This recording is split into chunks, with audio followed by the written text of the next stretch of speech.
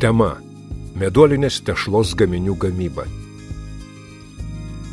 Tikslai – savarankiškai pagaminti gaminius iš meduolinės tešlos, nustatyti gaminių kokybę jusliniu būdu, parinkti įrankius ir inventorių, paruošti žaliavas gamybai, pagaminti minkštą ir kočiojamą meduolinę tešlą, suformuoti ir iškepti gaminius, apipavidalinti ir patiekti gaminius, laikytis darbo saugos ir higienos reikalavimų, pagaminti minkštą meduolį. Priemonės užduočiai atlikti.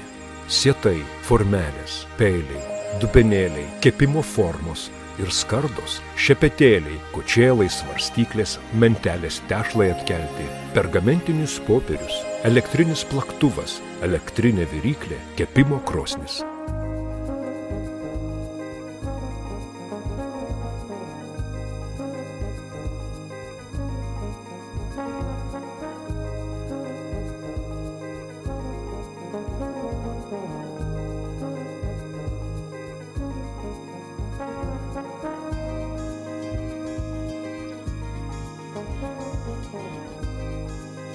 Minkštas meduolis.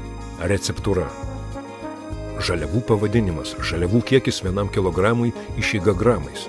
Aukščiausios arba pirmos rūšies kvietiniai miltai 480 gramų. Smulkus cukrus 170 gramų. Margarinas 85 gramai. Natūralus medus 160 gramų. Vanduo 340 gramų. Soda 8 gramai.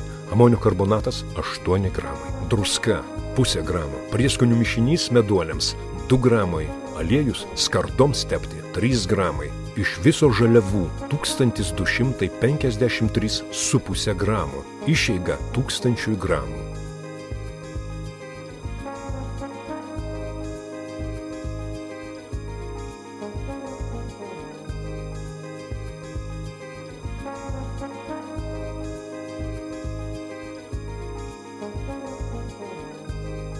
Pagaminama minkšta meduolinė tešla. Cukrus, druska, medus, margarinas ir vanduo supilami į puodą ir kaitinami iki 80–90 laipsnių Celsijaus temperatūros, kol pasidaro skaidrus sirupas. Nugraibomos putos ir sirupas iškošiamas į tešlos maišymo mašinos katilą.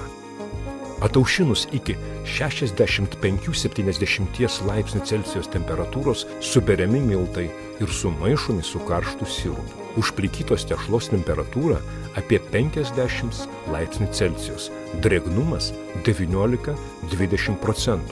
Po to viskas sudedama į aliejumi išteptą skardą ir ataušinama iki 25–27 laipsnių Celsijaus temperatūros.